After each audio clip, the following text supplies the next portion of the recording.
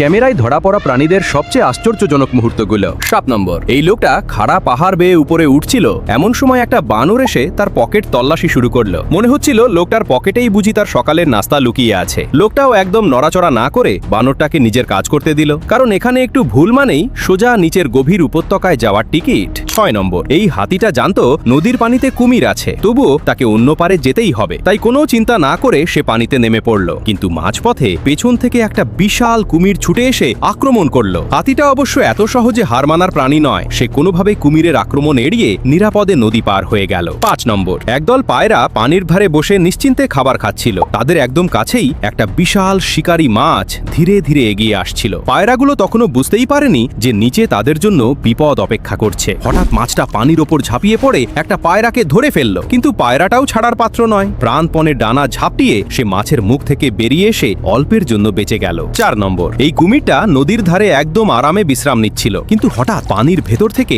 একটা বিশাল জাগুয়ার উঠে এসে তার উপর ঝাঁপিয়ে পড়ল। কুমিরটা কিছু বুঝে ওঠার আগেই জাগুয়ারের থাবার মধ্যে আটকা পড়ে গেল। মনে হচ্ছিল নদীর রাজা আজ ভুল জায়গায় বিশ্রাম নিতে এসেছে। 3 নম্বর, এই বানরটা সোডার বোতল দেখে এমন কিছু করলো যা দেখে সবাই অবাক। সে একটা স্ট্রো তুলে নিয়ে একদম নিখুঁতভাবে বোতলের মধ্যে ঢুকিয়ে দিল, তারপর আরামে বসে পান করতে শুরু করলো। দেখে মনে হচ্ছিল স্ট্রো ব্যবহার করা ট্রেনিং সে আমাদের আগেই শেষ করে ফেলেছে।